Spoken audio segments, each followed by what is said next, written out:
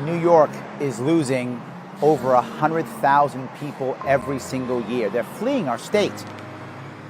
They're leaving because they don't see opportunity. If you're a grandfather, a father, a mother, an aunt, a friend, you're watching your people you care about, leave this state to find opportunity someplace else. The answer that I always hear is, well, we need more money to be put into these projects here, and that'll make things happen. What is it actually? It is a way for our elites in this state to reward their friends with jobs yet again, where the corporations actually write the laws and regulations to make sure the little guy can't survive. I want community to make this work, not taxpayer dollars. We can make it better. We can build things again in New York. Of course, locally we can. Thank you. We have to create a new environment in New York State, a new culture in government. No more stepping in, no more New York losing, no more old money, no more old New York. We need a new New York.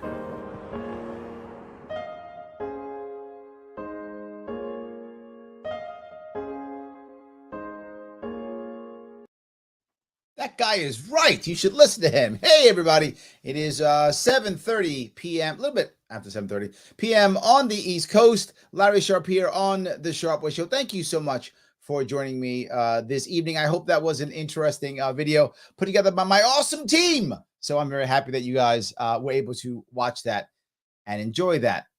As always, please like, comment, share. It does matter.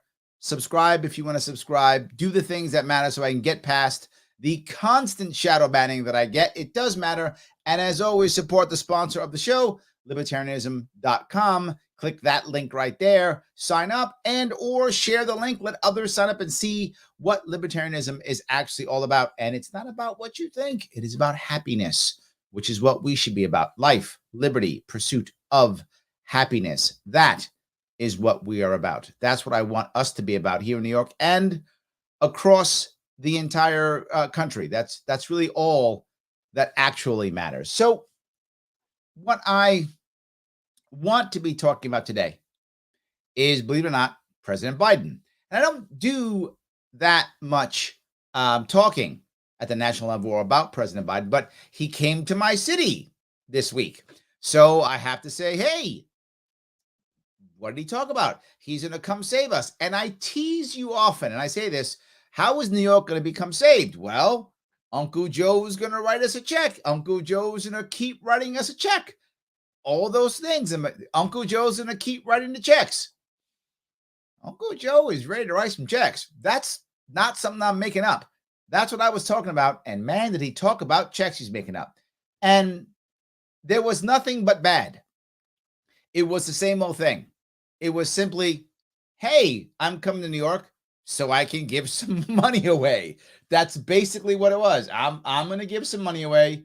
So good luck, guys, giving some money away. That's basically what happened. So it's a big issue that I'm trying to deal with. And it wasn't as if there was anyone there who actually cared. And that's the saddest part. I wish there were people who were sitting in that event and we're saying, no, this is a bad idea, right? We need to actually change things and make things better. That was not what happened. What instead happened was everyone said, great, can we have some more money? And I want to bring up what actually he was saying here, if I could. I'm going to show you part of what he was talking about. I think you will, you'll get what I mean when I show you. Let me put this up and you'll see what he talked about. He was in my city, New York, and boy, was he pandering to cops like there was no tomorrow. Not that I'm anti-cop, you know that, but man. Doing here, if I hear one more call from him that we need more money for housing and more money for cops, I don't know. I'm going to send them back to y'all. Did you hear what? If I hear one more time how much money we need for cops or how much money I need for housing, he said the quiet part out loud. They go up to the federal government to beg for money. He's not kidding. This is real. It's what I keep telling you. No one has a plan to fix anything. They have a plan for the federal government to keep giving them money. That is the plan. The Republicans in New York State have no plan. The Democrats in New York State have Uncle Joe's wallet. That's their plan. You've heard me say it. I wasn't joking. But all kidding aside, There's no kidding about this is $500 million of proven strategies, and we know will reduce crime. Okay, $500 million in proven strategies that we know will reduce crime. First off, how do you know it will reduce crime? Nothing's ever worked. And more importantly, it's $500 million. Congress needs to do its job to pass the budget. Every one of these folks here from Congress are all supportive. But, you know, it's time to fund communities, community police, and the people who are going to protect them. So, again, it's time to fund community police, right? And communities. So why would it make sense in any way? Why would it make sense that you would say, you know what, we got to fund communities, so call the federal government? This is one of our biggest problems. If you want to fund the community, shouldn't the community be empowered to fund itself? Shouldn't the community be empowered? Shouldn't the community be strong enough to defend itself? Should be. Nowhere near. That's not anywhere near true. And we're not helping. All we do is say, Uncle Joe, write us checks. And then Uncle Joe shows up, and then go ahead. Look, as I said, we're not about defunding. We're about funding and providing. I know you are. Oh, you've made that clear. You are all about writing checks. Yes, we agree. Look at that. I agree with Biden on something. I agree that he is all about writing checks. That's true. Okay, see that? I found common ground with Joe Biden. Look at that. The additional services you need beyond someone with a gun strapped to their shoulder. See, so when you need services other than police services, what should you do? Call the President of the United States. I'm not joking. Not look into your own community with the groups of people there who know and love you. Not your own family, which we should be strengthening so they could support you when you're in trouble. Not your local church or community or civic group, which we also should be supporting so they can support you. No. That's a bad idea. Don't do any of those things. Instead, call the president. He literally came to New York City to say that. We need more social workers. We need more mental health workers. We need more people who, when you're called on these scenes and someone's about to jump off a roof, is not just someone standing there with a weapon. It's someone who also knows how to talk to people, talk them down. We can't expect you to do every single solitary thing that needs. Again, look, I'm agreeing with the president. I'm agreeing. We should not expect cops to do everything. I agree. Cops are just humans. They're just humans trying to get a job done, trying to do what they got to do, trying to follow the law. They're humans. That's all they are. They're humans, right? So why would we want them to do all the cool things? I'm agreeing with you. But this goes back to Bastiat. Yes, I'm using a Bastiat. Some of you libertarians love SME, non-libertarians, I don't know what I'm talking about. Bastiat was a French philosopher, economist, depends on how you look at that. And he talked about the idea that just because I don't want government to do it doesn't mean I don't want it done. I think he's correct. I would like communities to support the people around them. I would.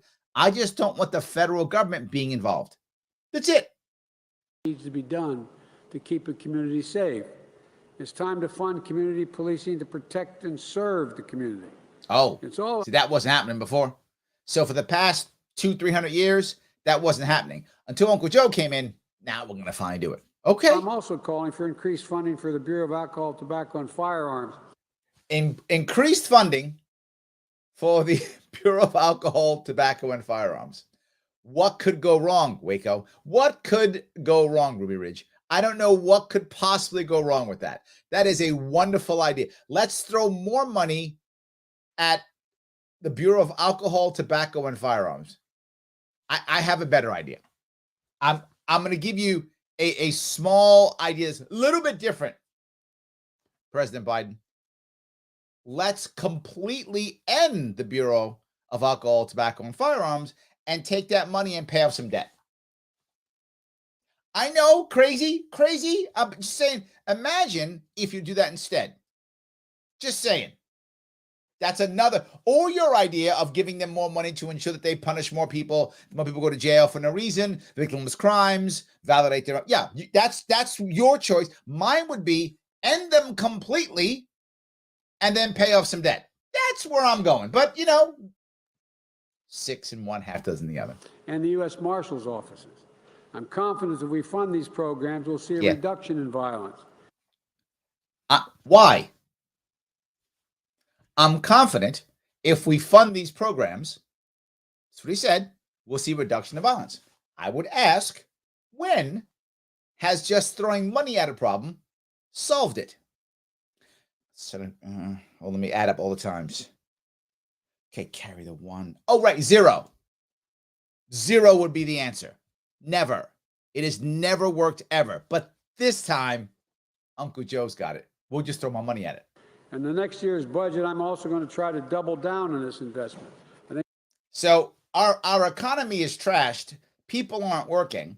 So we're going to throw more money at this problem and then next year double down. We're going to double down. Do we know what the economy is going to be like next year? Do we have any idea how much taxation we're going to bring in? How much money we're going to raise? No. But I'm going to double down anyway because you know what? Money's free. Let's keep cranking it out. I think I got a lot of partners here in New York going to help.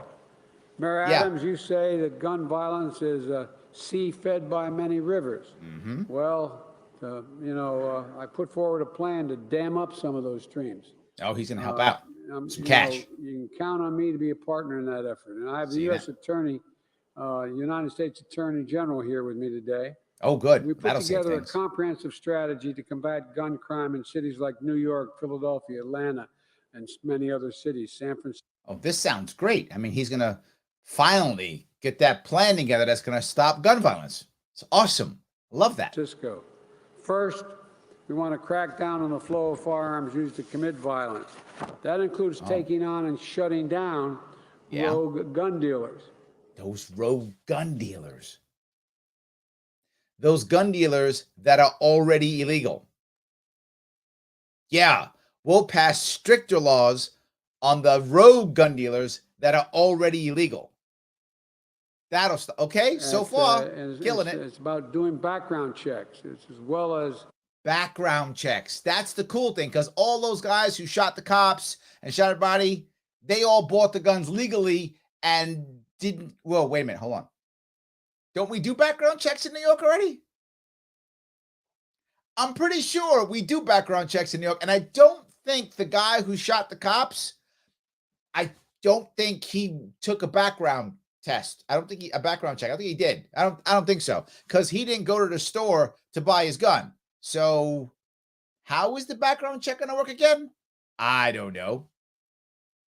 Because we need background checks, because then cops won't get shot or something. Reasons. Outright selling of that, making sure that people who are not allowed to have a gun don't get the gun in the first place. And again, see, if they're not allowed to have the gun, they won't get the gun in the first place. So the guy who shot the cops, who's a bad guy, and I'm glad he got shot, it's a bad guy. That guy, he was a convicted felon. He wasn't allowed to have a gun. So how do you get the, it's almost like, maybe I'm nuts here. It's almost like this guy thinks that criminals won't follow the law. I mean, maybe, but I feel like criminals aren't going to follow the law. That's kind of why they're criminals. I think that's a direct connection, if I'm not mistaken. So background checks for what? You're going to make sure they don't get the guns? How? By stronger laws? The guys already know. They're aware. If they use a gun in New York State, particularly New York City, but New York State in a crime, they're getting at least an extra 5 to 10 years on there already. They know that. If they're in their 30s and 40s, they're not getting out. They are aware of that. Yet they still have guns. I don't know. For any of the press listening, this doesn't violate anybody's Second Amendment right. See There's that? no violation. He loves the Second Amendment. Right. None. You talk like there's no amendment that's absolute. None. When the amendment was passed, it didn't say Yeah. anybody can own a gun and any kind of gun and any kind of weapon. See that he's saying that when the amendment was passed, that's what he's saying, didn't say anybody can own any kind of gun and any kind of weapon. Actually, it did. The Second Amendment isn't about guns. Yeah, some of you think it is. It's not. The Second Amendment says the right to bear arms. Arms, which in theory could be, particularly in the 1700s, that could have been a bayonet. That could have been a club. That could have been a cannon. That was all considered arms. So actually, yeah, all of those things were legal when this was passed. He is completely incorrect. That's what it's about, which is why, by the way, an interesting tidbit, in New York City now, you can use nunchucks. Yes, you can. You can use nunchucks if you want to. The funny thing is, you can use nunchucks in New York, and you couldn't before, but they actually had to let you because of the Second Amendment. If you want to be using nunchucks to defend yourself, good luck, but that's your right. I hope you can pretend you're Bruce Lee and beat up the guys who are trying to shoot you. I hope you're that good. It'd be impressive. If you are that good, please YouTube it. I will watch it. So, Mr. Nunchuck, go ahead with your bad self. Anyway, he's wrong on this. Completely wrong with this. You couldn't buy a cannon. Yes, you could. When this amendment was passed. Yes, you could. So no reason why you should be able to buy certain assault weapons, but that's another issue. No, it isn't. And look, one of the things that we focused on, the Attorney General and I, we're getting to the point where I think we're going to be able to have a real impact on it. Oh, now we're going after ghost guns. Ooh, those ghost guns. Those are the scariest of all the guns, is the ghost ones. And now we're going to take care of the ghost guns. So the ghost guns are super scary. So not only do they shoot you, but they scare you also. Super, wow. Ghost guns are the guns everyone in this room knows that can be purchased in parts, assembled at home, right? No serial number, and can't be traced. So now, if someone gets a ghost gun, you're going to make it out here. Let me see if I'm going to guess. If you get the ghost gun, you're going to make them pay a harder price, like go to jail longer or something, if they use a ghost gun. Is it? Come on, I'm going to get this right, aren't I? And they're as deadly as any other weapon out there. But the fact is, they are out there. Yeah, they are. You know, this spring, the Justice Department will issue not next one. Final rule to regulate these so-called ghost guns. But there's more we can do. Across the country, police departments report. Okay, our governor has already outlawed them. So they're already outlawed. So I don't know what else we could do. I guess you'll just regulate them now. If you regulate them, are they really ghost guns? Like, so if you regulate ghost guns, aren't they no longer ghost guns? Now they're just regular guns. You're taking away the ghost part. In which case, if you do that, then the law that our governor passed becomes irrelevant because then they're no longer ghost guns. You haven't thought this through, have you? Yeah, you have it. It's fine. Sharp increases in the number of ghost guns found at crime scenes. Ooh, okay. That's why today the department is launching an intensified national ghost gun. It's almost as if people realized that it was becoming harder to get guns through like gun shows and stuff. So they started ordering them and making ghost guns. It's almost like they figured out how it was hard to do it your way and then did another way that's not so hard. And then you left in place the hard way for the legal gun owners to be punished. So now your old way is just punishing legal gun owners while the illegal gun owners went a different way. Huh. Did I read that right? That's kind of like 9/11, where we have all this horrible security for people who are never going to do anything, and the bad guys now do something else. Kind of the same, isn't it? Enforcement initiative to determine and deter criminals from using those weapons to cover their tracks. So we're going to deter them from using those weapons to cover their tracks. How? By making it more illegal? If you commit a crime with a ghost gun, not only are state and local prosecutors going to come after you, but expect federal charges and federal prosecution as well. So what we're going to do is we're going to spend even more money on your case. So usually we would spend $10,000.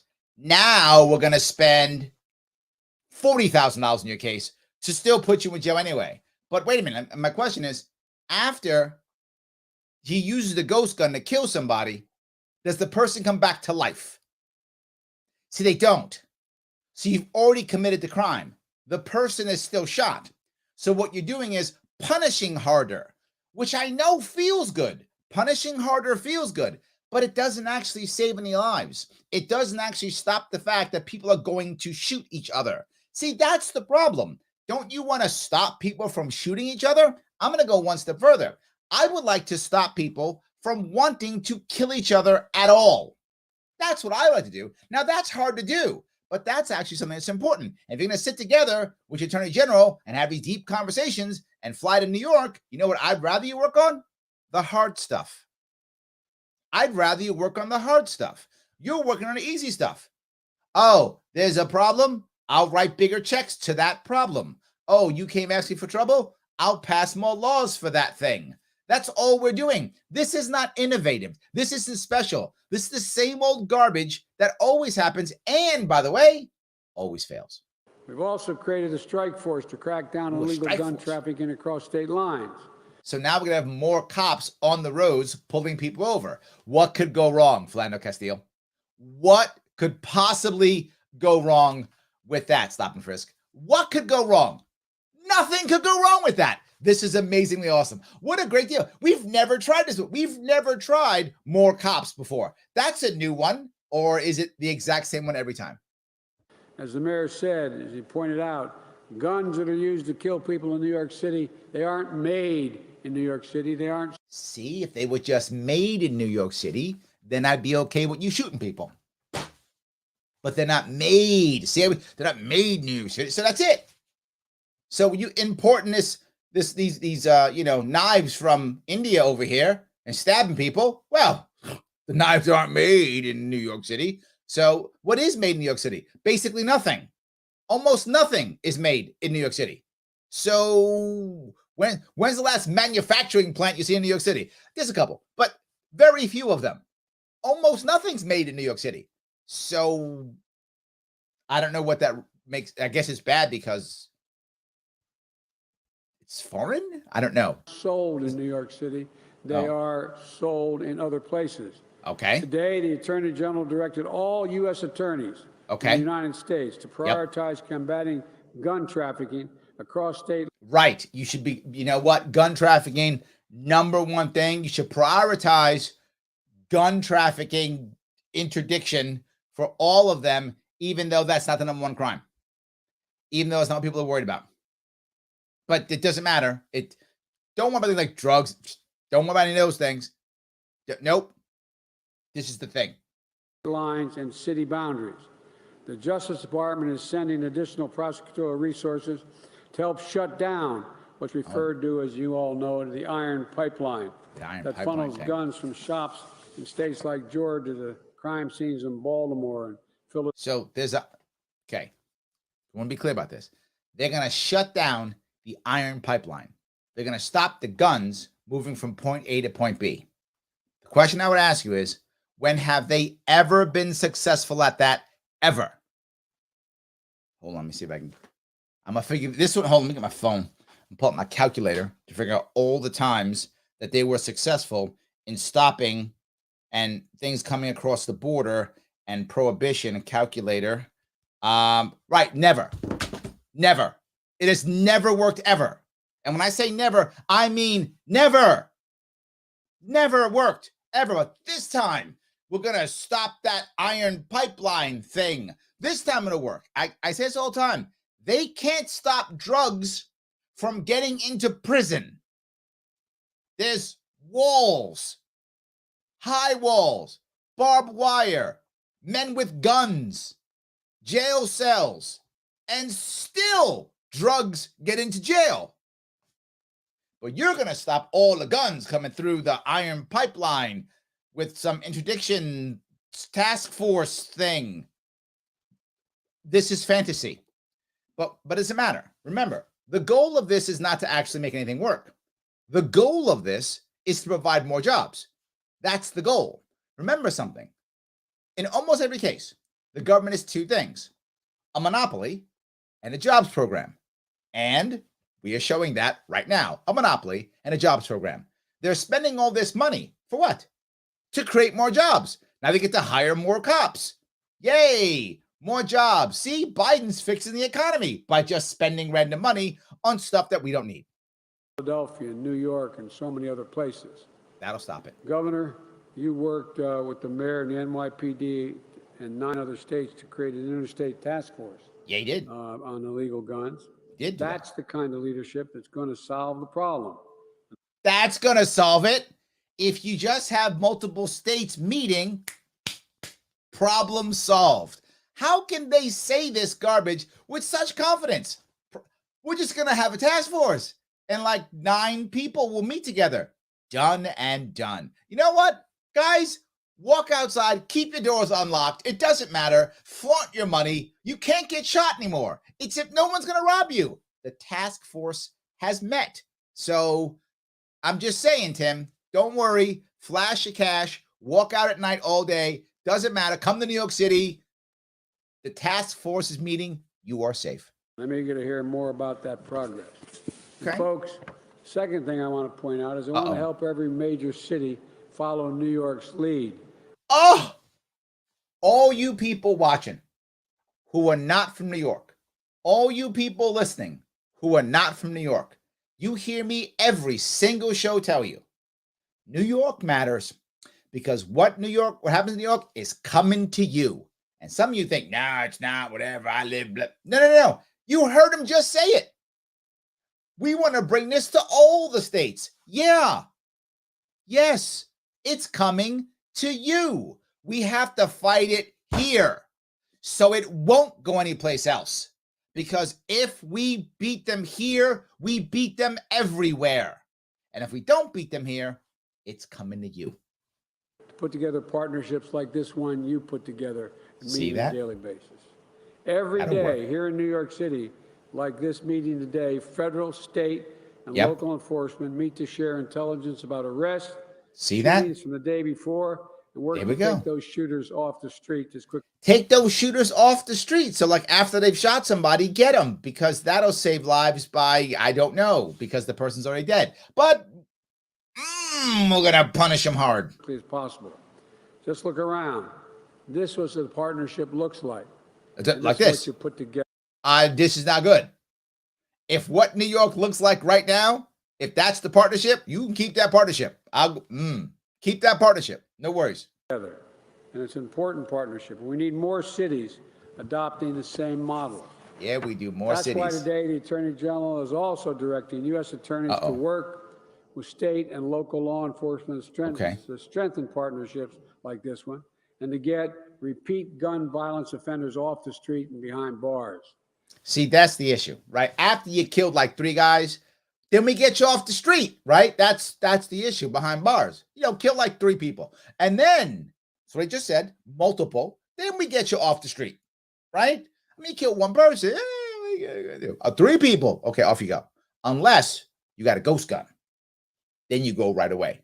Boom. Absolutely. And I love the idea of the word partnership. You know what? They love that. Partnership leadership. What do those things always mean? Money and control. Always the same thing. Money and control. Yep. Money and control. I want more cities and states to use some of the $350 billion. Why would he want states to use more of that money? Why would he care? Right? I wrote you a check. You do whatever you want. What I want that. Because when you use that money to do the thing, what happens is now you have the thing. And the thing only works for a year or 2. And all of a sudden, now you can't afford it anymore. So what do you have to do? You have to go back to Uncle Joe for some more money. And when Uncle Joe says, sure, I'll give you the money, but now you have to do X, Y, and Z. And if you don't do X, Y, and Z, I don't give you the money. And if I don't give you the money, all those jobs go away. When the jobs go away, you look like a fool.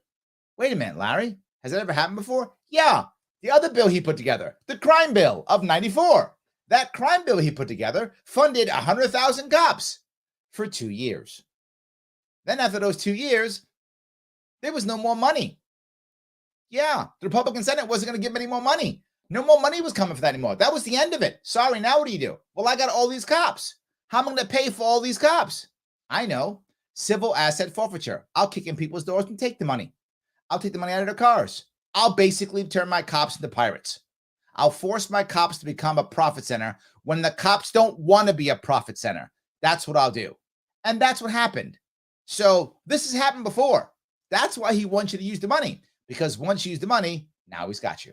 We sent to them on the American Rescue Plan. Yes. To fight crime, to keep our communities safe by hiring more police officers for community policing and paying police overtime. Now, if you're a cop and you're getting overtime work from Uncle Joe, just saying, I'm not mad at you if you like that.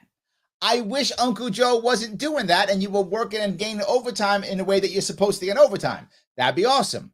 I hate the fact that Uncle Joe's giving you overtime because you're more apt to go, thank you, Uncle Joe, because he's giving you overtime pay. I get it. I hate it, but I get it. So he's bribing them and bribing the cops and bribing the cities. And you wonder, why do people keep voting Democrat? Because he keeps giving them money. And purchasing gun-fighting technologies like the technology that hears, locates gunshots, so there can be immediate response. Just something that locates gunshots. That could never be used to spy on citizens, ever. Because you know exactly where it came from.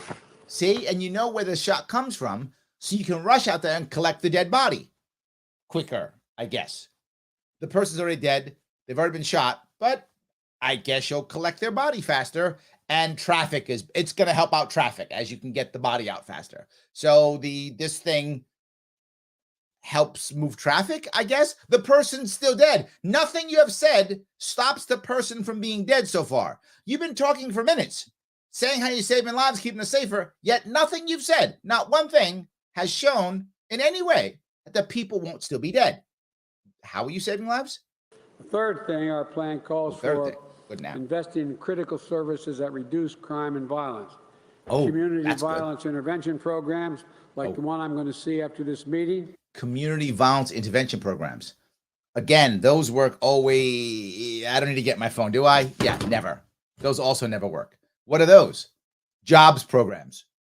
These are literally what he's announcing is jobs programs, which is fine, but at least say, hey, hi, I'm Joe Biden. I don't have any plans. I can't fix anything. But you know what I can do? Write checks.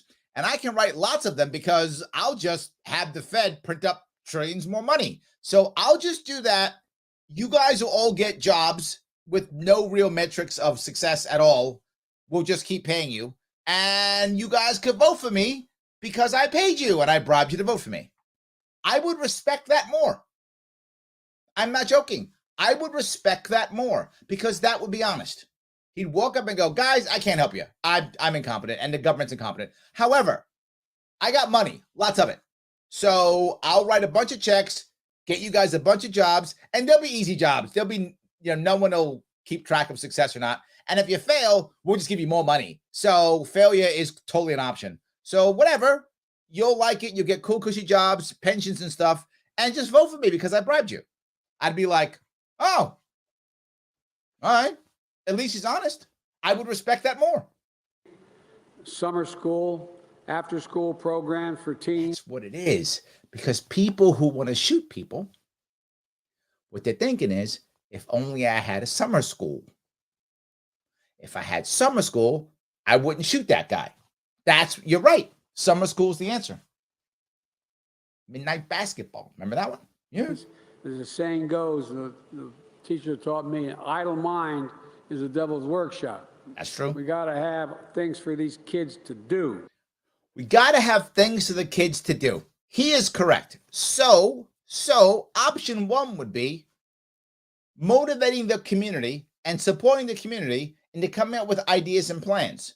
Having more vibrant communities so that people would have jobs available, that people would have economies that are moving forward, people would have more disposable income, so that people would make things, little cool things that whatever the people like. Do they like putt golf? Do they like movie theaters? Do they like go-kart races? Do they like town fairs? Whatever your people like, you could do a bunch of that. Or you can say, We don't have anything to do. Let's call the president of the United States.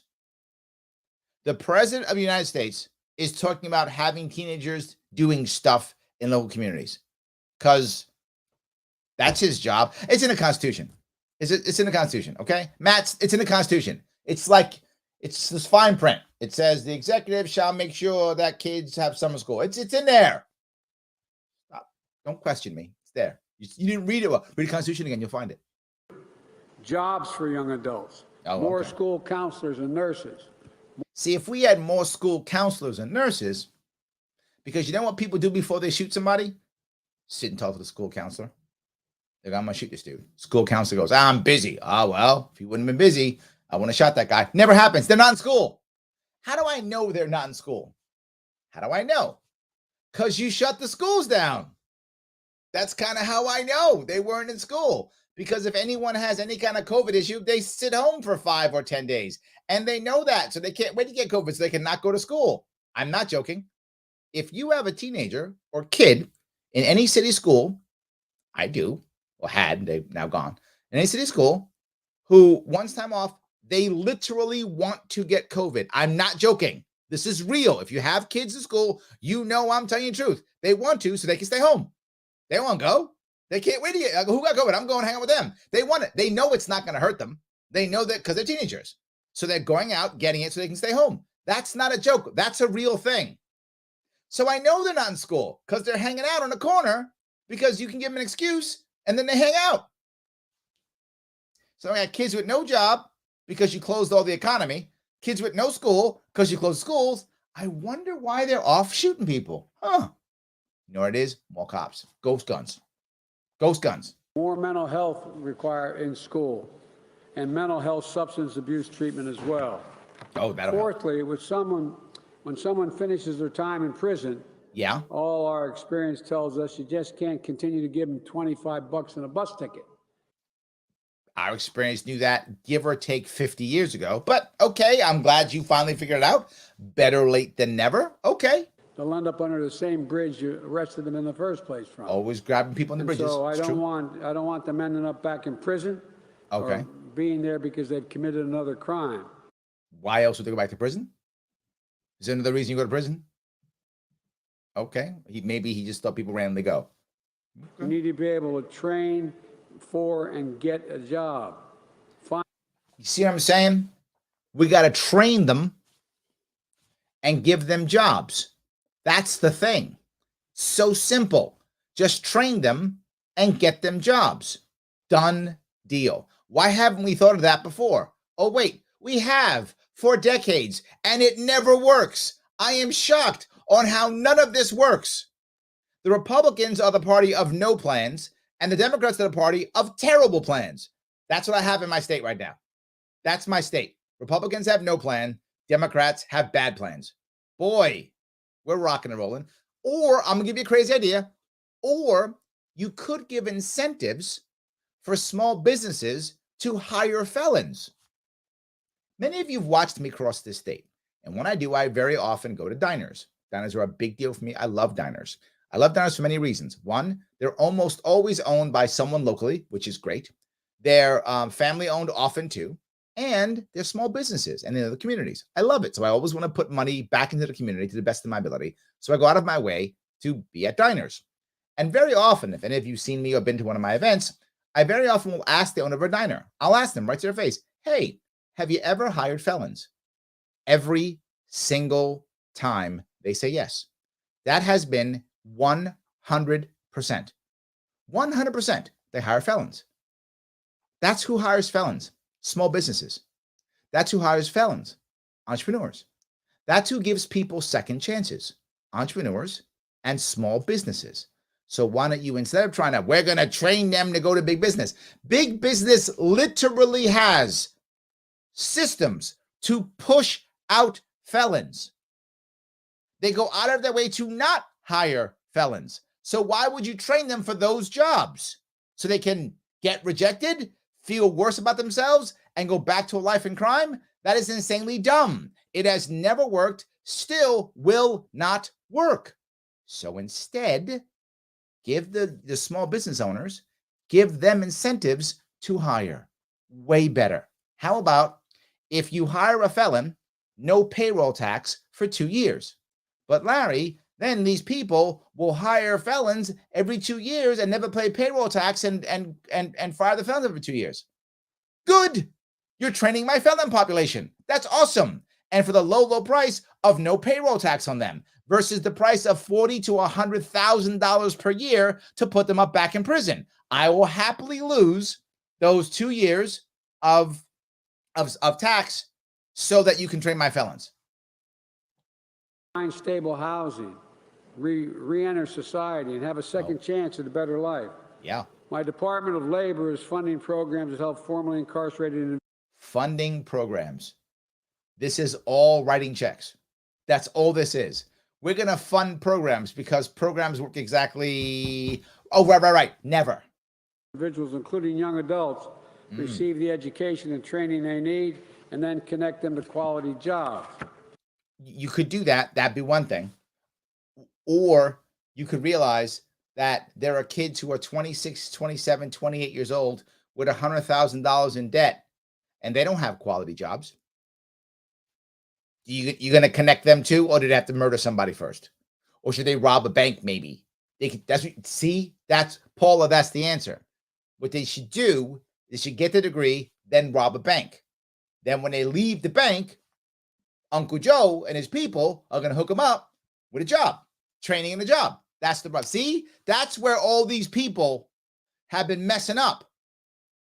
They just go to college. You got to go to college, then rob a bank. Go to college, not go to a liquor store. Now you got it. Perfect. I'll keep doing everything in my power to make sure the communities are safer, but Congress needs to do its part too. Pass universal background checks. Because that'll do it. We've discussed it, doesn't mean anything, but yeah, let's do that. Pass universal background checks so those people who want legal guns will have to jump through more hoops. It won't affect the people who want illegal guns because they don't get background checks. But you good people who want guns legally, we're going to teach you a lesson. Ban assault weapons and high-capacity magazines. See that? If you would just ban the oh, wait, New York, they're already banned. In New York, they're already banned. Yet that guy had one. He had a 40-round barrel magazine, but they're already banned. It's almost as if he's saying criminals don't follow the law. Ooh, am I reading him wrong? Close loopholes that keep out of the hands of domestic abusers weapons. Repeal the liability shield for gun manufacturers. Yeah. Imagine had we had a liability. They're the only industry in America that is exempted from being able to be sued by the public. Okay. There's a couple reasons. Don't get me wrong. I'm a libertarian. I don't mind people suing. I don't at all. I'm a libertarian. I don't mind people suing. But he acts like it's so insanely crazy. They're the only people who can't be sued. Okay. There's reasons. One, they're in the Constitution. So that does make them special. They're in the Constitution, right? So that's something, right? The guy who makes soap is not in the Constitution. The guy who makes guns kind of is. So it makes him a little special. But you might still say, Larry, that's not enough. Okay, I'll buy that. Second, their product is meant to kill. That's what it's supposed to do. So when it kills somebody, why would you sue? I'm being serious. The gun is supposed to kill. That's what it's made for. So when it does that, you want to sue them? That's like saying if I have a razor and it shaves, I'm going to sue you. Why? Because it shaved. Didn't you buy a shaver? I did. Did it shave? Yes. I'm suing you. Why? Because it shaved. So I'm not sure that works well, if that makes any sense, right? I'm not sure you can do that. If you have, Andrea says, so sue a car manufacturer for a deadly accident. If it is a flaw in the car, then you should sue the manufacturer, right? If it's a flaw, if you crash, you crash. But if the car's brakes don't work or something, makes sense. If the gun randomly goes off, which sadly some people think guns randomly just go off, if the gun actually was a real ghost gun and was, I don't know, inhabited an actual ghost and the ghost made the gun go off, okay, sue the gun manufacturer. Why are you selling guns with ghosts in them that shoot the guns off randomly? Fair. But because the gun does its job, you're going to sue the manufacturer? Is anybody lying about the guns? Right? He always brings to tobacco companies. Is anyone lying about the guns? Anyone saying, "Oh, guns"? No, they're not deadly at all. No one's saying that. Point a gun and fire to somebody. Nothing happens. Nobody's saying that. In fact, the people who are most about guns, who care the most gun people, they are all about respecting the power of that weapon, respecting the power of that firearm. All about it. Only one. Imagine had that been the way with cigarette manufacturers. Where the hell would we? You can't sue cigarette manufacturers because when you smoke comes out. You sue them because they lied, and that's fraud, and you should be sued for fraud. That's a crime, right? So if you are a fraudulent person, that's a crime. Gun manufacturers aren't going, gun's totally safe. They shoot people, they'll get up and walk around. Nobody is saying that. In fact, they're saying the opposite. Have you seen gun commercials? Have you watched them online? They're saying the opposite. They're saying, look how deadly this thing is. They are literally saying, this thing's deadly. I don't know what you're talking about. Where the heck would we be? We'd be in tough shape. Why gun manufacturers? I just explained four because reasons. Of the power of their lobbying ability. Well, that It's too. gotta end. But how about pharma? They're a bit more powerful. Pharma's more powerful than that. Just saying. End. Can't sue vaccine companies, can you? Oh, I don't know. Got to be held responsible. Yeah, they do, those vaccine companies. They're irresponsible. Yeah, they Folks, can't be. You know, it's Oh, the he only means guns. industry in America, as I said, that's exempt from being sued. Not the only one. And I find it to be outrageous. You just lied. That's And fraud. We folks, should sue you. These laws, if we are able to pass them, are going to save lives. How? He just said, folks, these laws, if we pass them, are going to save lives. How do things written on a piece of paper, which is what they are, I'm going to write this down. You hear me writing stuff. Save lives. How, Larry? I said so. I have declared that this just saved lives. What'd it do? Lives saved. Because I said so. That's what he's saying. There is literally no proof of what he said that would save a life. None. And more equally importantly, help you protect one another and protect yourself. It's going to help us protect ourselves. How? He just says stuff. Hochul's the worst. Hochul just says completely stuff that makes no sense whatsoever and just says, it's true. He's the same way. It's going to help you protect each other. How? Law enforcement in a safer circumstance. Oh, we have an safer opportunity to come to circumstance. get together and fulfill the first responsibility of government and our democracy. First responsibility. Keep each other safe. That's not the first one. That's not the first one. The first responsibility of government is to protect our rights. That's kind of in our founding documents.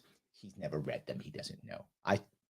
He's probably forgotten. I'm sorry. I probably too much. The first thing we're supposed to do, the first thing government's supposed to do first is to protect our rights. That's kind of in our founding documents, right? The first thing is if government is to exist, it is to protect those rights, the inalienable rights. Remember that? That's in the founding document thing remember that thing you probably studied, I don't know, years ago? You ever remember that? Called the Declaration of Independence. Remember that? It talks about that, I think. You forgot. It's fine. Take my word for it. It mentions that right up front. Like right up front. It mentions that. That's the first rule or the first reason to have government, which is established by the governed. With the consent of the governed. Yes, the consent of the governed. That's what it's about. I think I got it right, didn't I? I think some of you are going to probably correct me. I probably got my words off. But it's from memory, so I apologize. But anyway, that's what it's about. So I think you're wrong on that. But Kathy Hochul is the same thing. My number one job is to keep New Yorkers safe. Okay, if that's true, you've been doing a terrible job. We're getting shot left and right. This whole thing's about how bad you are. We're getting shot left and right. You're doing something wrong. So you might want to stop that one. Plus, you made that up. You made that up. That's not your first job. Nowhere in the New York State Constitution, nowhere in her oath does it say her job is to keep every New Yorker safe. It just isn't. She literally just said, I'm deciding that's my job.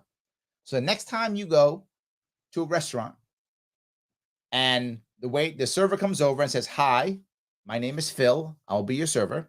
I'm going to be teaching you Mandarin today. And they go, what? I'm teaching you Mandarin today. I said, why are you teaching me Mandarin? You're the server. I am. And my job as server is to make sure you know Mandarin. He made that up. So did Joe. Made it up. So I want to thank you all. There's much more to say, but I probably already said too much because a lot of people are going to speak. But you did. Let's you get said too this much. done. Yep. Let's get this done. And God bless the men and women who put their lives in line every single day to keep our communities safe. Now I'm going to turn it over with your permission to the Attorney General Garland. Oh, he's a disaster. Do we have to watch him? Thank you, President Biden. Oh, As my the God. President said, the Justice Department is doubling down on the fight to protect our communities from. Why is his mask on? He's 6 foot away from each of them. He's a vegan or vegetarian. Vegan, I think, right? Isn't he a vegan? Vegan or vegetarian? One of the two. Vegan or vegetarian. He's in good health. He's in good physical health. He's 6 feet away. Why are you wearing a mask? Violent crime and from the gun violence. Neither of those two guys are. But we are not doing this work alone.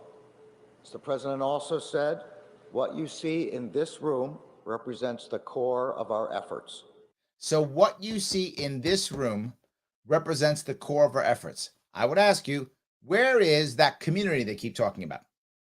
Our partnerships, which are essential to success in disrupting violent crime. What? They have to. You guys have seen me campaign. 4 years I've been doing this. I campaigned for a year and a half. Did over 300 events the last time I ran. Never used a piece of paper. Did 3 debates, no paper, no notes. These guys can't say anything without notes. Not a thing. I don't mean notes now. I'm going off memory now. Yesterday, when the President and I spoke with the mayor on the telephone, he had to look to read telephone. Yesterday, when the mayor and I spoke on the telephone, the mayor talked about the importance of the excellent cooperation he is seeing between the city, state, and federal law enforcement agencies who are represented here. Look at that. At the Justice Department, we know that the best anti-violent crime strategies are tailored to the needs of and are developed by and in partnership with individual communities. So it's about the communities then. Okay, great. So why are you involved? I love that. And you've known this forever, which you just said, forever. So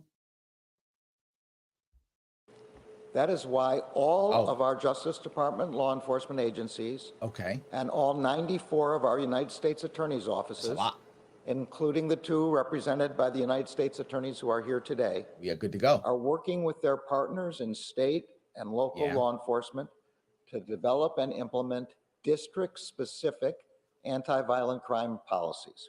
So if you need to develop district-specific anti-crime policies, number one, why do we have to do this? Why do we need federal oversight? Why? We don't need any of this, do we? You know what we do need, though? We need Joe's money. We also know that while many of the public safety challenges our cities face require this tailored approach, gun violence is a universal challenge and one that demands comprehensive action. It's funny. Gun violence isn't on the rise everywhere. So maybe it's not universal?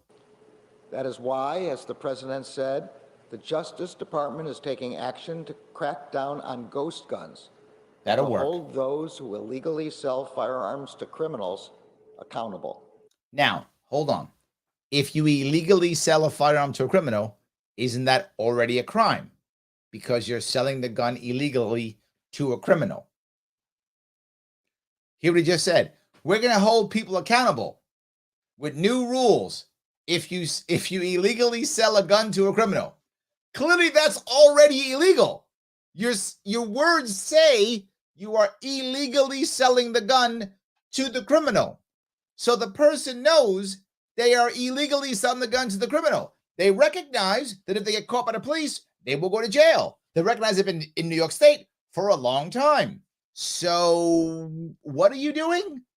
I'm going to go with nothing, except that is why we are jobs. Strengthening our firearms trafficking strike forces. Oh, the strike forces. To disrupt the pipeline that floods our community with illegal guns.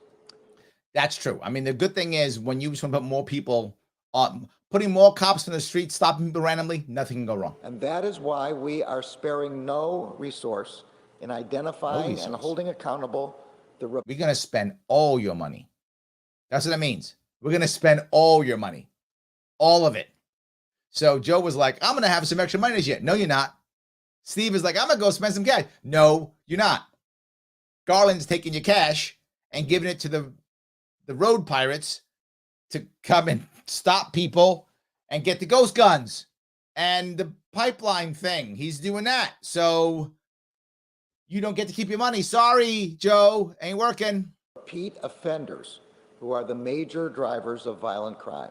You're going to get the repeat offenders. So again, after you've killed like 2 people, they got you. As we work in partnership with state and local law enforcement, we are also working in partnership with the communities most affected by this violence. The communities now. Okay, this part I like. So where are the communities here? How are they making this happen? Shortly, President Biden and I will be meeting with leaders of a community violence intervention program. A community violence intervention program. So they're not dealing with communities. That's a lie. What they're dealing with is new programs. And whenever you hear program, what you should think of is jobs program. We're going to make new jobs in communities. It's not going to work, but we're going to bribe people to pay us, to vote for us. We're going to bribe people to vote for us. That's what we're going to do. It's not going to make a difference at all, except some people are going to have jobs. Those people still actually might get shot even. Hopefully they won't, but if they do get shot, they'll have a job with life insurance. So it'd be better if they get shot. And we'll have that technology so we'll hear the gunshot early so we can get the body faster, keep traffic moving. So this plan is perfect. What could go wrong? In New York. In 2021, the department provided over $37 million in grant funding. $37 million in grant funding. You should hear that as $37 million in bribery. That's what that is. $37 million in unnecessary jobs programs. $37 million that didn't work at all. That things are still terrible, but some people got jobs. Again, I wish they would just say, we're just buying jobs, guys. We don't have a clue what's happening. We have no idea what's happening. We're just going to buy some jobs and hopefully you'll still vote for us, which is what's actually happening. Just say it. We can't fix it. Well, Larry, you're so smart. Can you fix it? Yes. Yes, I can. The reality of this is when there's large amounts of violence, it is always, every time, 100% the black market. That's how it actually works. We set up an environment to support the black market so the black market would grow. And the black market's growing. As the black market grows, there's more violence. That's how it works. There are always going to be bad people in any community. That's why we need cops and jails and things, because no matter what, there's going to be a level of crime. There will also be crimes of passion that will happen because we are human beings and we'll do stupid things and we'll hurt others because we're humans. I hope as little of that as possible, but even that was going to happen. So we need cops in prisons and jails and such in courts. Totally fine with that. That's how it will work. However, how do you get increases in this violence when you don't have an increase in bad people, right? The same number of bad people exist before and now. So how do you get an increase in violent crime? Because the bad people are able to recruit not so bad people, lost people, broken people, confused people. Why are they lost or broken or confused?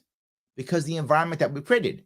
We've taken a bunch of young men and said, you don't get to go to school. You don't get to go to work, stay at home, and don't make money. Lay around and watch TV all day and feel useless.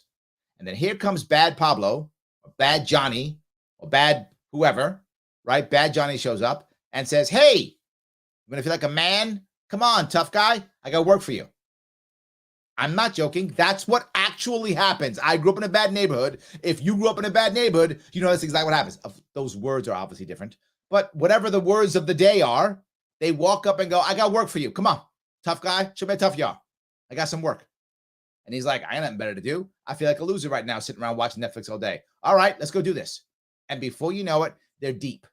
They start lightly, and before you know it, they're deep. Now, Larry, what kind of work are we talking about? All black market work. Because the pipeline, right, the supply line is broken. So now all goods are more expensive. If all goods are more expensive, it's worth robbing them because the payoff is high. So now I can rob people and rob stores. You see them robbing stores, robbing trains. You see it everywhere. Why? Because it makes sense. The value of the goods are high because of the black market. I can sell them on a black market, make tons of money. But it's a problem. There's a problem. Me and Joe have agreed to make a deal. I'm supposed to give Joe $400 for some stuff he stole. He takes it, gives it to me. I don't give him $400. I go, I'm not giving you $400. Call a cop. And I walk away. What's he going to do? He can't call a cop. He'll go to jail, stolen goods. It's the black market. He has no court system. What's he going to do? He's going to grab his buddy Steve, grab a bat, and come take action on me. Street justice, and get his $400. That's what he's going to do, or get his property back. One of the two. Take that and expand that 1,000 times. That's the black market. That's why there's more violence. End the black market, and you will end the violence. Well, the increase of violence. There'll always be a small amount. The increase of violence. Larry, how do you know that? You know why? Look what happened after Prohibition. Prior to Prohibition, it was rare that a cop was shot or killed. It was in our country. Prior to Prohibition, it happened, but rare. During Prohibition, cops got shot all the time. Look at the stats. Huge. Cops were shot all the time. Why? The amount of money and energy was worth it, and they would gamble shooting cops. What's happening now in New York? You go back a couple of years, cops never got shot in New York. I mean, rarely. I mean, it happened, but we have 40,000 cops. Maybe one cop every 2 years got shot. It was rare cops got shot in New York City. Now, cops get shot. Why? Black market. President didn't mention black market. AG doesn't mention black market. Nobody brings up black market.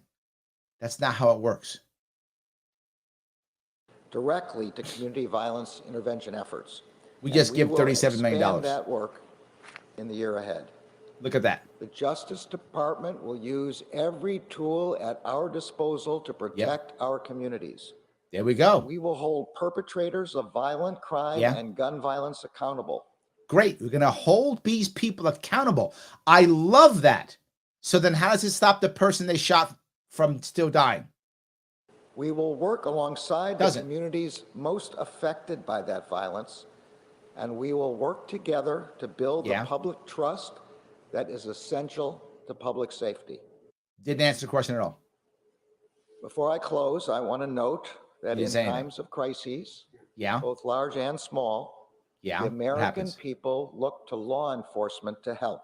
That's true. And every day, officers like those who are with us here answer the call without hesitation. That's true, but you haven't given them any reason to believe that they're going to have a less chance of getting shot, right? What he's saying is true. Cops do it, put a lot of life on the line. And now in New York, worse than ever. If you go back 10 years, being a cop in New York City wasn't that dangerous of a job. It was a hard job, but it wasn't crazy dangerous. Now it's dangerous. It's a dangerous job. He's right. People are shooting back now. This is Prohibition times. The cops in New York are they're shooting back now. That didn't happen 10 years ago. Now it's happening. So he's right. So what do you do to protect the cops? Well, nothing. Once they shoot you, cop, we'll punish them hard. The cop still shot. Despite the difficulty and the danger, they show up and they put their lives on the line. So what are you going to do about it? That is what Detective Jason Rivera and Oh, now you're Detective pandering. Wilbert Moore did. Stop pandering if you're not going to help. There are no words I can offer that could capture their bravery or the pain that has been inflicted on their loved ones. Okay. I don't mean to be mean here at all. He's right. It's horrible if you lost somebody. It is. So stop pandering if you're not going to do something to make it better. All you're doing now is taking advantage of their deaths. If you're going to pander, okay, then do something to make it so less cops get shot, right? That should be your thing. If you're going to do the I care and love cops thing, okay, great. Now don't just go love cops and we're just going to punish people more. That's not helping. What I can say is that the Department of Justice, we will seek to honor Detectives Rivera and Mora in the work we do to help keep our law enforcement officers safe. How? As we work to keep our communities safe. You said nothing. I'll now turn the program over to Mayor Adams. We're just going to punish them harder. That cops still die. The people who shoot them just get punished more. Mr. President, it's really good seeing you. Oh, I don't want to talk. All he's going to do here, is when I was in Washington, D.C., he spends all his time just kissing the president's butt. Me into the Oval Office. I got to tell you, I am thoroughly disappointed in him. I didn't think he'd be a great mayor. I didn't. But I thought he'd be a better mayor. I'm surprised how often these people disappoint me. I didn't think Biden would be such a bad president. I thought he'd be a regular bad Democratic president. I didn't think he'd be that bad. Wow. Has he gone out of his way to be bad? This guy, Eric Adams, I really thought he'd be better. I thought he'd be better. And I guess as soon as he got into power, he has been starstruck. All he does is kiss the butt of the governor, kiss the butt of the president. What could he do for the city? I mean, look, I get the president, regardless of who the president is going to be a larger-than-life figure for most people. I get that. I do. But you're the mayor of New York. It's the largest city in the nation by double. No city in our country is even close. You are the most powerful mayor in the largest city in the country. You shouldn't be that starstruck. And our desire to deal with violence, I had a brief nod, and I was about to walk out. And he grabbed me by my arm. So he turned me around and looked into my eyes. Give me a kiss? He says, Eric. Oh, sorry. What can we do? Okay, it's fine. And I told him the help we needed. I'm staying. And I asked him several things, but two of them was one, to come to New York and to speak with our city, state, and federal law enforcement personnel. So you said, we're in trouble. So what I need you to do is show up and be starstruck. So we could have a 9/11 response to this violence. Do you really want to have a 9/11 response to this violence? Is that really what you want? The 9/11 response wasn't great. 9/11 response got us 20 years in Afghanistan, got us an totally unnecessary war in Iraq, give or take 25,000 wounded Americans, and about 8,000 killed Americans, 25,000 wounded Americans, $2 trillion in debt, at least if not more, and a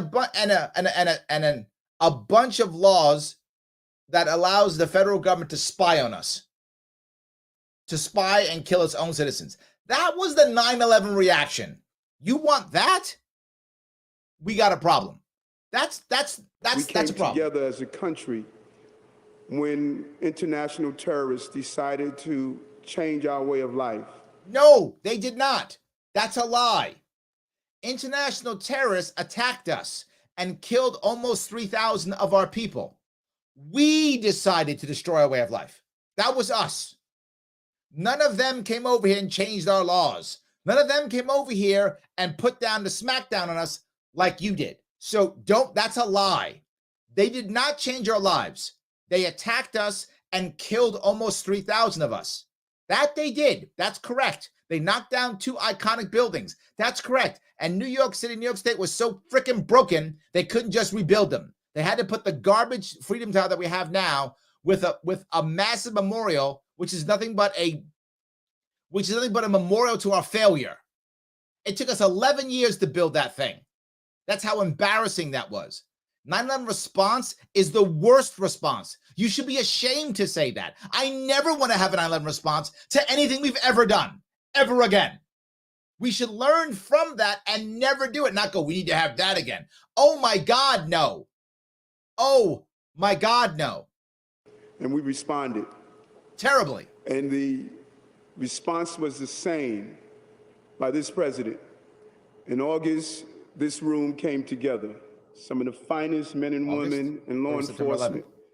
And they meet every day to zero in on the violence that is attempting to take our way of life. It's not happening. There's no violence attempting to take our way of life. There's violence trying to put revenge upon us for the things that they feel. But no, that's not it at all. For your response, and Mr. President, I thank you for your response. He is just kissing that butt. To go on the ground, because it's about intervention and prevention. Prevention are the long-term things we need to do.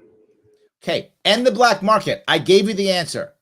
Let kids go to school. Let people run their businesses. Stop shutting everything down. Give people opportunities. Change our completely dog garbage vomit system of education. End that stuff, and maybe we'll be okay. I ask him to go on the ground with us to meet the crisis management teams, the everyday people who are doing the hard work. The everyday people who are now getting paid with new government money. In alignment with the police department. And today, we're going out to Queensbridge and meet that team. There we go. A young man named Kay Bain is using his skills to bring down violence. And in his area, we saw 0 homicides for a period of time. But it was not only we saw, hear that? And in his neighborhood, we don't know what that is, we saw 0 homicides for a period of time. I'm not saying what period of time it is. I mean, it could have been 5 minutes, but it is definitely a period of time. We saw 0 homicides for a period of time. Did you hear that garbage you just said? Because of what he did. Because of what he did. And what that was not report homicides. He didn't report any of them. So we had none for like 6 hours. Because amazing. Of what DA Katz did to partner with him by bringing down those known violent offenders. That's the combination we need. And I'm biased, Mr. President, because I have some of the best congressional delegations here. Oh my in New God! York. Now he's kissing the congressman's Joining us butt. today, we have the dean of the delegation that's here, Congressman Nadler. Oh my God, Nadler. Congressman Hakeem. We have Jeffries, the entire butt kissing row coming. Congresswoman Grace Mean. All right, I'm going to zip past him, and I'm going to go to someone who I can't stand, but that's okay. I'm just going to move on if I can. Let me see if I can go to. There we go. Okay, now we're going to go to the governor. His was just a bunch of more butt kissing. That's all it was. I mean, not that they won't. This book is going to show you how to buy real estate for. We can buy real estate here. I probably should have not be looking at ads. Anyway, she'll go. Oh, now she's going to come kiss a butt now. Tell me how much you love the president too. It's a mic. You've seen them once or twice. Can you hear me now? All right. There we go. Well done. You're good. Mr. President, life is all about showing up. Oh, there we go. On a day when you had to deal with an international incident where the rest of the country was riveted on the news that was coming out of the White House, you still found the time to show up. See that? To me, that is a commitment that we'll not take for granted. It's more than just words. It's a sign of your desire to really be a partner with all of us. See that? I am. It's a sign of you being a partner. And every time you hear partner, it means I'm writing you a check. So it's a sign of a commitment that check you promised is actually in the mail. Awesome. All that is just, yes. With the mayor of New York and with our district attorneys and the New York State Police and the NY. All right. I got to go. I'm going to go. I'm going to get rid of this and I'm going to take some comments. I want to keep showing you how bad this is, but it's only so much punishment that I think we can all take. So let me just keep going if I could. So yes. All righty. Let me keep going. Robert says great clip. Yeah. Thank you for that. Yes. That clip was put together by the team. I appreciate the work that they've all done. That's awesome. Yes. Dave says, question, will new New York be built on top of old New York? I don't think it has to be, Dave. I think the new New York really is much more of a mindset change more than anything else. I really think that's what it is. We make the mindset change, New York will be fine. That's what I really think. Yes. Doug says the ad made not far from my house. Oh, I like that. I'm glad. Yes. I was, as you know, I crossed the state, so I take, lots of videos from all over across the state. And so that was a splice of all the things I always say. The thing, and all of those things that I said, no notes. I just said what I felt in the entire thing. I said what I felt. Absolutely. So, Facebook lost $234 billion because they shadow banned libertarian voices. I'm not kidding. You may not be wrong, Tim. They've been getting their ass hammered and they don't learn anything. People are leaving. Why? Yeah, that's why. Absolutely. So, Michael says, yeah, I have a question. I'm sorry, Michelle says, yeah, I have a question. How is he going to fight and trace ghost guns?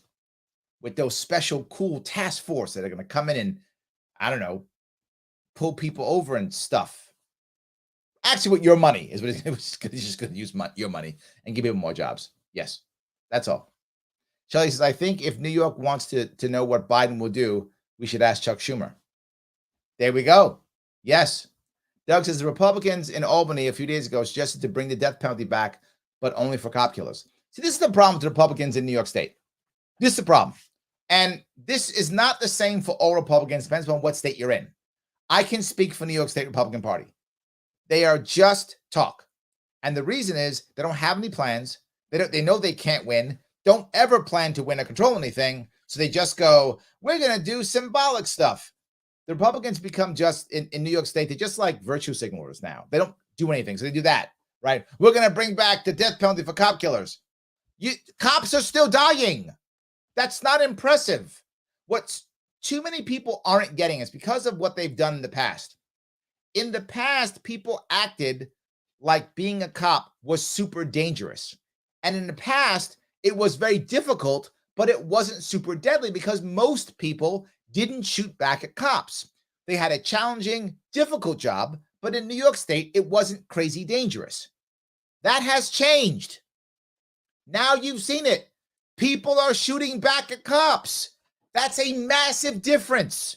Now the cop's job is not just hard, but now super dangerous too. That wasn't common 10 years ago. That's a relatively new thing. Last couple of years, people have been shooting back at cops. That hasn't happened before on a large scale. Now it is. Law enforcement is getting shot at now. So you have to do something to stop that. Not to just punish the people who shoot cops more. That's not helpful. But that's what they do. I'd like no one to be shot, to include cops. I don't want cops being shot, and I don't want everybody else being shot either. Let's create a world to where less people get shot, period. Yes. So, Tim says, I wish you weren't 100% correct. Me too, Tim. Me too. Yes. So, all right. Brian says, let's flood the White House with calls, not for help, but for liberty. I like that. Yes, I like that. The Scientific Libertarian 2.0 says, Biden supporting another crime bill sounds like an idea that would never backfire in any way. No, what could go wrong, right? Biden's crime bills are always awesome, aren't they? Yes. And 9/11 reactions, perfect. Every time works perfectly. Never gets us into 20-year quagmires that are $2 trillion boondoggles. That never happens ever, except every time. But yeah, I got you. Yes. So, all right. Michael says the ATF should be abolished. Agreed. Yep, absolutely. 100%. Shelley says, I have to tell you that no one stops jumpers than the NYPD. The APA cannot sanction their methods. I think you mean NYPD is good at stopping jumpers? Is that what you mean, Shelley? Maybe. I like it. If that's true, then let them do that. Right? If cops are good at that, let them keep doing it. Right?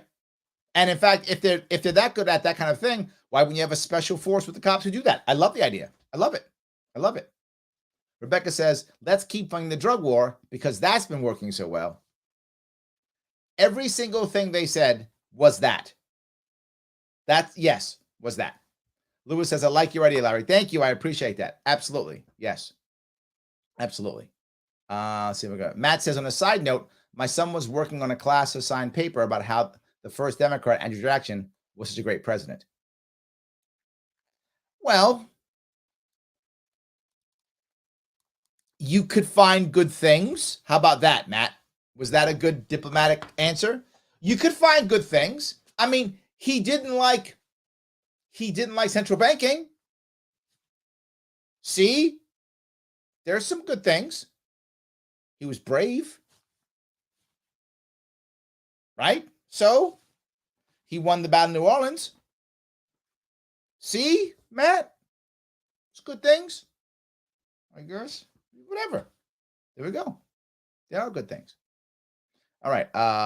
Tim says it's an investment. Isn't it always? It is an investment. Yes. Dave says a Democrat law and order isn't the racist type of law and order. A Democrat law and order is more of a kinder, gentler, and less racist type of law and order because Democrats are in charge. That's true, right? When Biden says it, I guess it's nicer. So when they pull over Philando Castile and shoot him, they'll say, I don't know, equity, and then shoot him. Is that what they'll do? Maybe. Maybe that's it, I guess. So yeah. Anyway, you're right. So, all right. Joel says ghost guns so scary. They are ghost guns, Joel. So they are scary because they are ghost guns. Yes. Doug says Operation Fast and Furious. Yeah. What could go wrong? Nothing could go wrong. Absolutely. Dave says, what about combating all crime? What about combating all violence? That's way too hard, Dave. But you're right. I agree with you completely. I don't want anyone. This is the thing that drives me crazy about people who are so worried about gun violence. Is they say you can't have these assault weapons or these guns. And what I say is, oh, so you're totally okay with us killing each other. You just care what weapon we use. No, yeah. So you're more righteous than me because you care what weapon you use when we kill each other. I would like us to not kill each other, but you're the more righteous person because you're like, knife, fine. It's beat someone to death, fine. It's all good. I mean, why do you think they're not worried about spousal murder? By the way, spousal murder. Do you know that about 2/3 of all spousal murders, it's almost always the woman, like 90-some-odd% is the woman, or lovers, not only spousal, lover relationship murders. About 2/3 are not a gun. And most of them involve alcohol. That's true. That's a fact. Those things are true. So why aren't we banning alcohol, I guess? I don't know. Right? I mean, that's a real thing. I would rather us not want to kill each other. Period. That's a better way of doing it. Let's focus on the things that make people violent. Let's focus on the things to where someone says, I think the best answer is to hurt someone or kill someone or abuse someone. Can we change that? Yes. And that's way harder. It's why I talk about happiness all the time. The happier people are, the less they will hurt. It doesn't mean they won't hurt. It's not going to erase violence. But you've heard the saying before, hurt people hurt. If I'm hurt, I want to hurt others. If I'm not hurting, I don't want to hurt others. Yes, Dave, you are correct. Yes. All right. Matt says, I'm pretty sure everything I'm teaching him about Andrew Jackson give him a bad grade. That's why I'm homeschooling my daughter. We have to worry about that. All good. Yes. So, yes. Dave says, I thought we had background checks. We do. That's my point. We do. Yes. 100%. We do. Kirsten says, just so I have this straight, the guy largely responsible for the misbegotten 1994 crime bill that contributed so much to mass incarceration is now amping up overcriminalization again. Thanks, Democrats. Way to go with the criminal justice reform. I could not have said that better, Kirsten. Thank you. I'm probably going to steal that and give you no credit. But, you'll just know if you hear me say it, that it's yours. But I'll give you no credit. I'll just take it, act like I said it. It's going to look really cool. I appreciate that. Thank you very much. Yes. That's right in the money. Right in the money. Yes. So, all right, let me do this again. All right. Dave says, if they are not allowed to get a gun, criminals won't furnish weapons through legal means with these laws. Yes. So now they go, man, I was going to buy that gun and shoot that guy, but it's illegal. So I'm not going to do it. Oh my God. I guess I won't shoot those guys now. I was gonna. Dan says, these speeches are like resumes when applying for a job in the federal system. You can put any nonsense you want as long as you insert keywords, tougher sentences, background checks, Second Amendment, get tough on crime. I agree. If you notice, many of them spoke and said nothing. Every one of them said they were going to save lives, yet not one of them had any single idea that would actually save a life. Not one. What they had is, we'll create more jobs, which is fine, and we'll pass stricter laws so that when people get hurt, we'll punish them harder. That's what they just said. We're going to make some jobs for you, millions of dollars. Here's some jobs, and the jobs will have literally, this, no metric for success, none. And if they feel like they don't work, they'll just give them more money. If they don't have enough money, they'll beg the government for more money, or they'll start using law enforcement as a profit center. They'll start making fines and fees to pay their salaries. So they have to, someone has to pay for the salary. So I guess, Dan, you and me, we're paying. What else? Yes, what else? So, all right. Paula says, what won't Joe do to look more brown and black people up? Oh, I think she means to lock. Yeah, I think you mean lock. But yes, both would be true. Yes. Gene says, Second Amendment is about being allowed to defend yourself. Yes, that's correct. Yes. And it doesn't say guns. It says arms. It doesn't say guns. The Second Amendment is not about guns. It's about arms. All of them. And the nunchuck law is proof.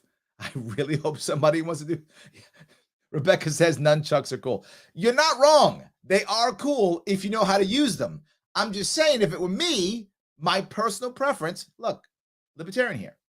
You want to use nunchucks? Good on you. I hope they work. I would rather not use nunchucks if someone's got a gun. But again, if any of you are nunchuck experts and you will use the nunchucks and like knock the gun in a guy's hand with your nunchucks, please YouTube that. That will be amazing. I hope you could do that. Like somebody comes at you and you nunchuck his head or whatever. Awesome. Please do that. I will so watch that. I'll put on a show. So nunchucks all day. I'm not doing it. So yeah. Anyway. All right. Let me see if I can keep going here. Grab a couple more of these. David says, I need a new pair of nunchucks to be badass like the Kung Fu Hillbilly. I do love that. If you do that, David, I mean, just so good. So good. Yes. I love that. All right. So I keep going here. So Paula says, oh, hold on. What I got, Paula? There we go. Does a ghost gun come with Scooby-Doo in the Mystery Machine? Oh, I like that. Yes. That'd be awesome. I love that.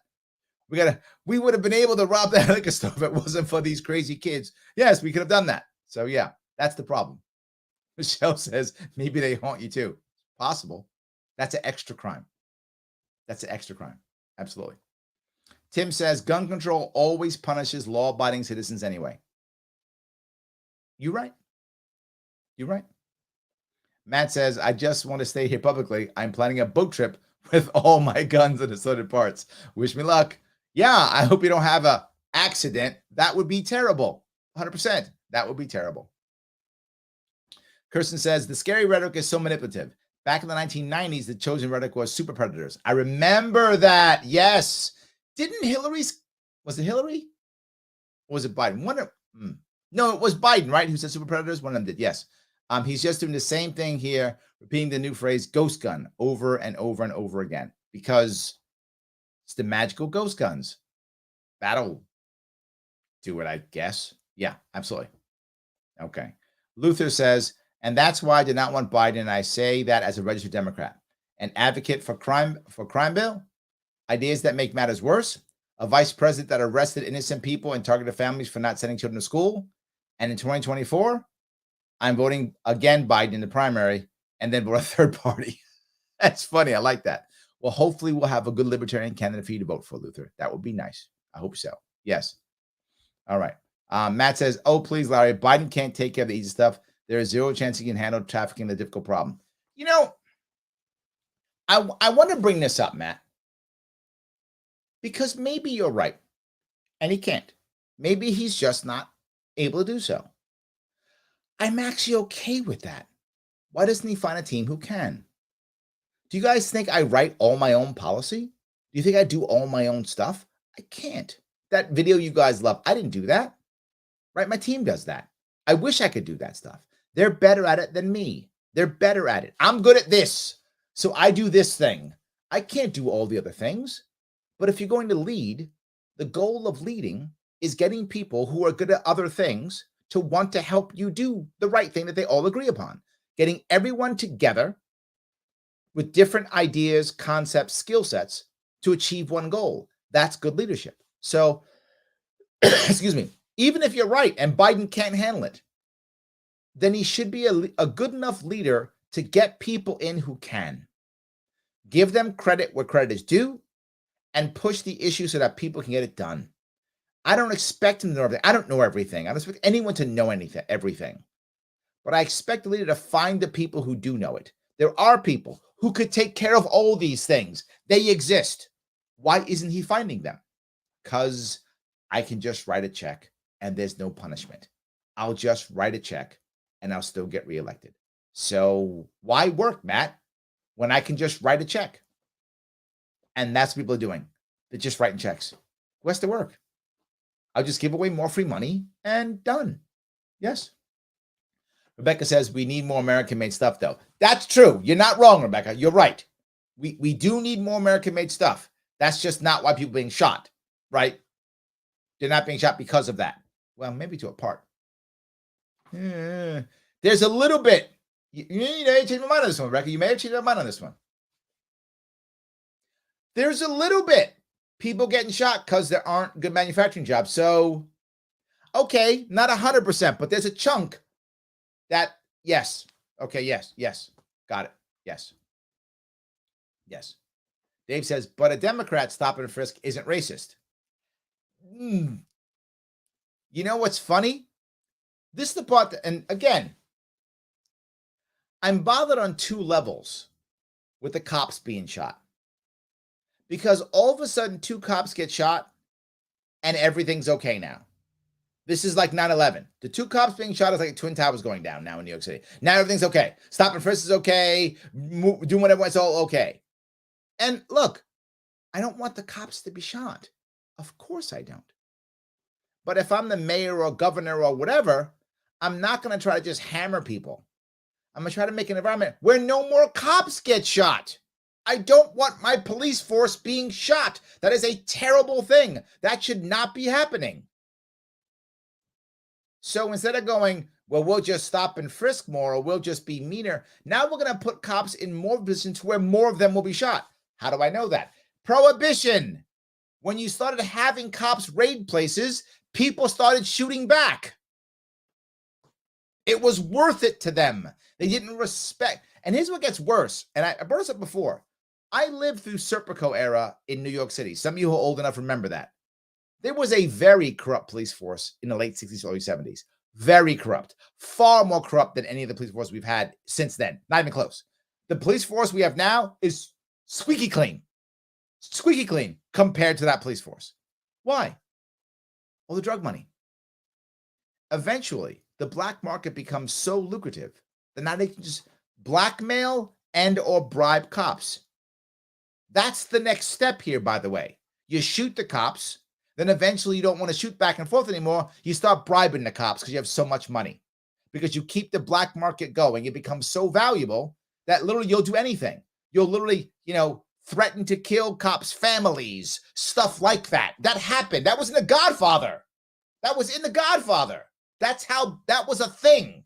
You're going to go back to that garbage? No. Change the environment. Let's not have cops be shot. Let's not make the black market so valuable that people doing things like that. No, that is a terrible idea. So I can't stand the fact that, now cops are shot. Now let's just be mean. No. Cops being shot should be in your head. Oh my God, we got a problem. That wasn't a thing 10 years ago. That's been getting worse these last couple years. And now it's really bad. Let's not get harder. Let's get smarter. We're not doing that. We're not doing that. So yes, we should be working on all of those things. So, all right, let's see if I can grab a couple more of these. I appreciate all the stuff you're bringing up here. Brendan says hookers should be legal. You're not wrong. You're not wrong. Just not my priority. But yes, sex work is work, right? Absolutely. Pimps are fraudsters and bad. So I'm not a big pimp fan at all. But if you want to be a sex worker, I wouldn't call them hookers. That's kind of a derogatory term, unless they want to self-identify as, in which case they may. But sex workers work, whatever you like. So David says Serpico was a pejorative in the mid to late 70s. Who are you trying to be, the next Serpico? Yes, that's right. You remember, David. See, you remember. That was a bad time. I don't want to go back to that, right? I do not want to go back to that. Curses says companions. I like that too. All good. Whatever term that they prefer, I'm good with that. Absolutely. Yes. So Elaine says, if you keep saying, if you repeat a lie enough times, people believe anything. Yeah. David says it was Hillary was the super predator. Yes. Thank you for that. I wasn't sure if it was Biden or Hillary, but I remember it was one of those two. Yes. Absolutely. Yep. Rebecca says nunchucks are illegal, but tasers aren't. Doesn't make sense. I agree. You should be able to have a taser. What people don't realize is when it comes to bearing arms, whether those are tasers or nunchucks or whatever, is it's very often an equalizer for people who have smaller stature or weaker, either because of age or illness or something like that. You know, there's a increase in Asian crime in New York City, particularly. Some of that is not Asian. Some of that is they're seen as being stereotypically weaker. That's it. It is very rare in New York City, unless it's gang violence. Gang violence is an exception. Without gang violence, for someone to randomly beat up a big black guy, that's rare, right? That's rare. Why? Because the image is he's big, he's strong. It's a stereotype. He'll fight back. He may have a gun. Those are all the stereotypes that we have in our heads. So when someone is in that frame of mind where they want to commit violence, they're angry or mad or schizophrenic or whatever is the issue in their head, they fall back to stereotypes. Stereotype is big black guy, scary. That's stereotype. Small Asian old person, weak. That is their stereotype. That's what they do. You think I'm making it up? Do your own homework. You think I'm making it up? Do your own homework. Simple Google search will show this to be true. So they fall into that mindset of what they believe is weak or what they believe is strong. And the reality is, just because you're black or white or Asian doesn't make you stronger or not. Just because you're physically bigger doesn't make you stronger or not. It is blatantly on stereotypes that we've created in our heads that people are using when they commit violence. That's one of the reasons why most of the people, so many of the people, have been older Asian people. If you go into the bad neighborhoods, the people who are knocked over, older people, moms with kids, because they believe these people are weak and won't fight back. The thugs are looking for easy targets. That's what they're doing, looking for easy targets. Again, that is how it works. So let me ask you, what if some smaller framed, older Asian man is in a bad neighborhood, lives there, and two thugs decide they're going to go take his cookies, whatever. He turns drawers down, puts a bullet in one of them. The other one runs away. What happens now? Does every older person now have to carry a gun? Nope, not at all. Now the thugs know that guy might. He might have a gun. Maybe I don't want to rob him. Maybe I don't want to rob him because I might get shot. Maybe I don't want to rob him. It changes the entire game. Firearms are equalizers many times. And I think we should realize that. They aren't all bad and evil and killing people. They're also equalizers. I mean, think about it. You're a smaller statured woman. You have a large statured boyfriend. You break up or get divorced or whatever. He's been abusive to you. You're afraid of him. What will New York State do? Well, you should get a order of protection. That's great. So when he kills you, he'll go to jail longer because he broke the order of protection. That's what'll happen. But if you can get a firearm and he knows you have a firearm, he might not kill you. He might not kill you. You might kill him first. And if some abuser wants to kill you and you kill him first, I'm not mad. I'm not mad. That's what I'm saying. I would like no one to die. But if that's how that has to work out, I'm not mad. That's all I'm saying. So yes. Anyway, Shelly says, if we didn't think Asians need protection, people wouldn't get off my lawn. Oh, yeah. Thank you. Yes, there we go. Thank you. Kirsten says, hiding behind a piece of paper is such a comfort. Exactly my point. Yes, exactly my point. Thank you for that, Kirsten. I do appreciate that. Absolutely, I appreciate that. Yes. All right. Let's see. Dan says, how are your cat reflexes, Larry? I know it's bad. Joe says, I really dislike Nadler. Nadler was the worst in this. I'm not going to show it because some of you will throw up. Nadler actually said, seriously, he said this. He says, we have to do everything via executive order first, and we'll see if we can get it into law. That's what he said. That was like, laws are for chumps. Legislation for idiots. We have a king now. Just do your edicts, and we'll just like on the back end make them laws. He actually said that. And for those of you who know him, you're not surprised. For those of you who don't know him, you might think I'm joking. I'm not. Go back and watch it if you want to, if you can. He actually said that. Yes, it's terrible. So, all right.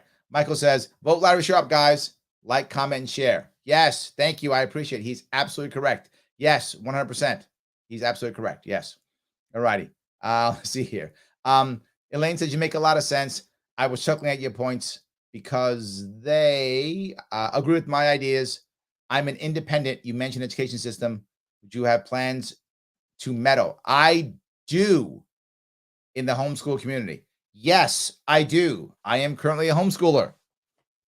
I know. So yes, I absolutely support private schools, support homeschooling with a stipend to let people actually go to where they want to go, teach the way they want to teach, and make their kids happy. I have an entire K through 10 plan.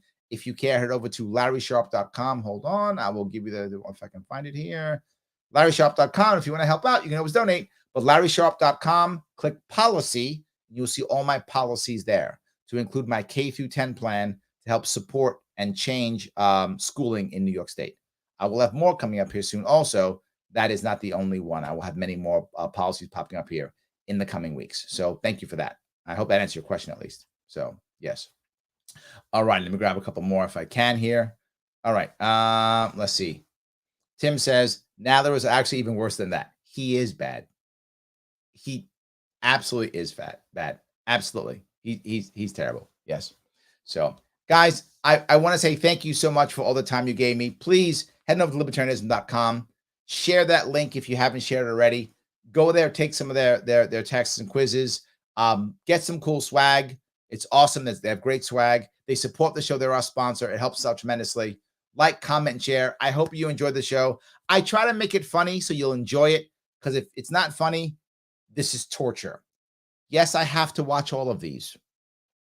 I watch all of these. Every time they come out, I watch them and I cry. But I have to watch them. I have to know what they're saying, what they mean, what's going on, and read through the lines. And I'm trying my best to show you what they actually mean. The things they say and what they actually mean. And you know I'm right when I say it. You get it. That's what he actually means. So you get it. I don't want you to be fooled by the rhetoric anymore. It's important that you get it and that the lies they tell you, lies. Sometimes lies, sometimes euphemisms. Depends on how you look at that. But either way, misdirection. So that you understand that when you're watching this stuff. I have to watch all of these and network news and all the things. I do it so you don't have to. Guys, thank you so much. I will see you all very soon.